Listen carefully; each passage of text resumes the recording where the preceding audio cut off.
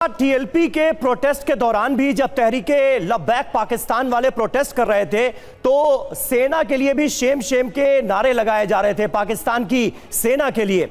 और जिस तरह से पाकिस्तान के जनरल आसिम मुनीर आकर पॉलिटिकल बयान देते हुए नजर आते हैं, हिंदू मुस्लिम करते हुए नजर आते हैं, नफरती बयान उनकी तरफ से दिए जाते हैं, ये सारी चीजें पाकिस्तान की आवाम को नजर तो आ रही होगी और नजर यह भी आ रहा होगा कि बार बार पिटने वाली सेना के कमांडर को, जनरल को प्रमोट करके सम्मानित किया जा रहा है सिर्फ यह दिखाने के लिए कि नहीं, पाकिस्तान की सेना बहुत अच्छा काम कर रही है।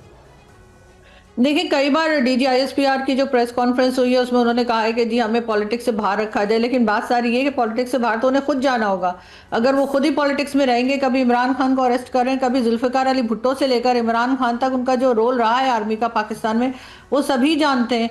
और इस वक्त भी जिस तरह से काम किया जा रहा है, लेकिन अच्छी बात यह है समीर के इस वक्त लोग बात करने लगे हैं। पहले हम 2-4 लोग होते थे, अब लोगों की तादाद बढ़ रही है, लोगों ने अब बोलना शुरू किया है। तो ये कितने लोगों को अरेस्ट करेंगे, कितने लोगों को डराए धमकाएंगे, और जाहिर है अपने आप को भी थोड़ा सा ठीक करना पड़ेगा।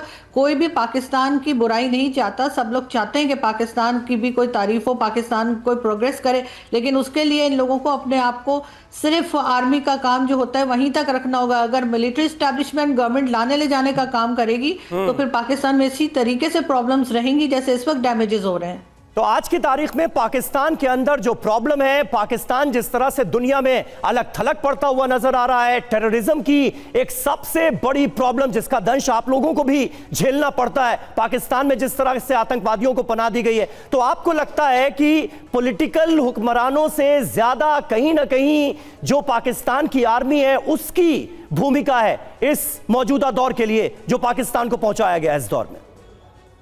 देखिए, डेफिनेटली ज़्यादा रोल तो मिलिट्री एस्टैब्लिशमेंट का रहा है। अब पॉलिटिशियंस जो है उनको भी आप अलग नहीं कर सकते, वो भी इनको लेकर आते हैं, वो भी इनकी बात सुनते हैं, बार बार इनके पास पहुंच जाते हैं, हमें प्राइम मिनिस्टर बना दो, हमें प्रेसिडेंट बना दो, इस किस्म की चीज़ें हो रही हैं।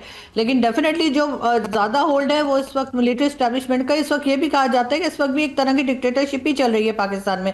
जहाँ तक आपने TLP की बात की थी, तो TLP भी तो इन्हीं लोगों की बनाई हुई है। TLP कौन सी अपनी एक कोई पार्टी है, इनका जब दिल करता है ये बाहर निकल कर लेकर उनको रोड पे पहुंचा देते हैं, जब इन्हें चाहिए होता है उनको रोड पे से हटा देते हैं।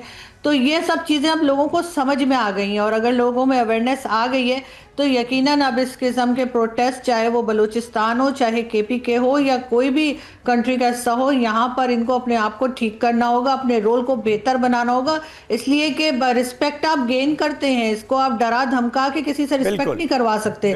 तो ये चीज़ इनको समझनी होगी।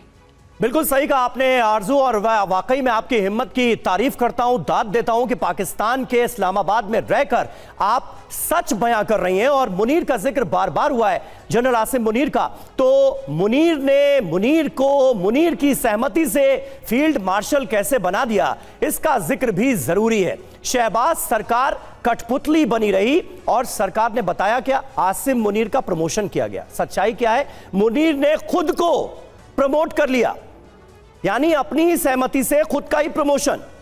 सरकार ने बताया कि मुनीर अब 5 स्टार जनरल बन जाएंगे। सच्चाई यह है कि पाकिस्तान की सत्ता भी आज की तारीख में जनरल आसिम मुनीर ही चला रहे हैं।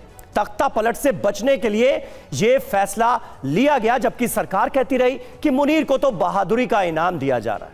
बहादुरी कैसी? ऑपरेशन सिंदूर में बुरी तरह पिटने वाली सेना के जनरल को सम्मानित करना, प्रमोशन करना, यह तो मजबूरी हुई।